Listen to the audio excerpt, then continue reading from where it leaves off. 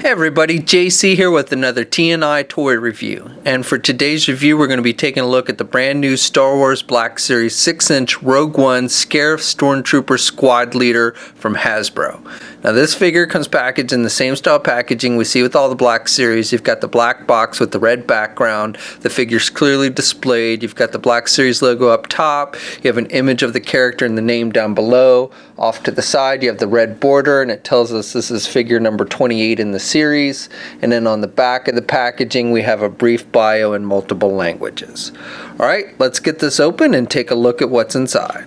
Okay, so here's a look at the figure outside the packaging. Now, the only accessory this figure comes with is a blaster rifle, and this is done with a gray plastic. It's a pretty soft, rubbery type material that they've made this with, so the blaster does bend a little bit.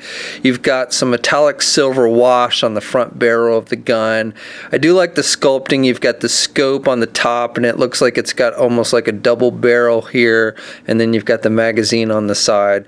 So again, I do like the sculpting on the weapon. The figure will hold the weapon in either hand. He's got a trigger finger on his right hand, so that's the best hand to put it in, but you can also put it on the left hand if you want to.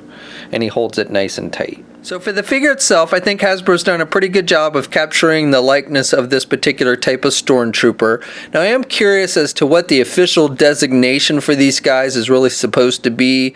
You know, obviously they call this a Scarif Stormtrooper, but Scarif is just a planet that we see in the new Rogue One movie, and I find it kind of hard to believe that the Empire would designate an entire squadron of Stormtroopers based on a planet. So I wonder what their official designation or how they differentiate these guys from regular Stormtroopers in the actual Empire. Anyway, the figure itself I think is nicely done. You've got various paint applications on this guy.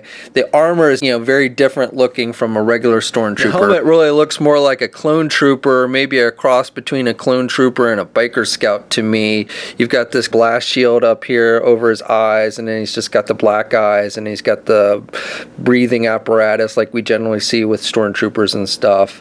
You've got this red circle. I don't know what that designation means. And then you've also got some dirt wash effect here on the top here on the blast shield, which is nice. And then you've got a darker gray color. You got some vents on the back. So overall, pretty interesting design. Now the entire armor, it's not white. It's almost a yellowish off-white type color, and then you've got the sky blue on the shoulder, and I think that's what designates this as the squadron leader. We're getting another version of the Scarif Stormtrooper through Walmart, a Walmart exclusive, and that one does not have the blue markings on it, so I think that again is what designates him as the squadron leader. He's also got this white mark on his left shoulder, and then he's got this red mark on his right arm with some yellow. You also have this weird kind of half yellow square on his chest, some more dirt wash effect on his chest, and down here on his lower right arm. So pretty nice paint detail and everything.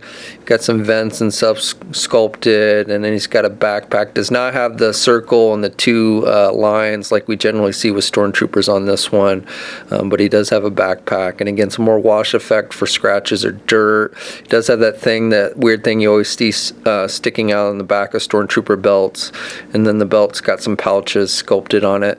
He's wearing a skirt type piece, and again I don't know if this is something unique to the squadron leader or if all the Scarifs wear that, and it's done with a vinyl material. It's a gray color. It splits here on the back, and then he's just got brown pants.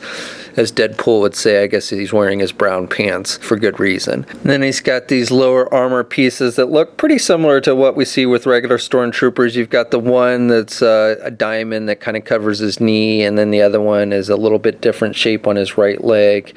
And again, you have some more wash effect on these pieces, giving it that kind of dirt scratched up look, and then he's just wearing brown shoes. So this figure stands just a little bit over 6 inches, not quite 6 1/4 inches. Here's a comparison with the Imperial Death Trooper, another new type of Stormtrooper we'll see in Rogue One, and that one is the tallest of the bunch, and then a regular Imperial Stormtrooper, and the Scarif Trooper is about the same height as the regular Stormtrooper. And then here's a comparison with Krennic, which we looked at yesterday, and Darth Vader. So for articulation, you can turn the head to the left and to the right, and it's on a ball hinge joint, so he can actually look down good, and he can look up pretty good as well. The arms are attached with your standard ball hinge joint. Now he's got these shoulder pads, and these shoulder pads are made with a rubber soft material. They're not articulated though, so you can get the arm up pretty good, but the shoulder pad will catch a little bit, so just be wary of that.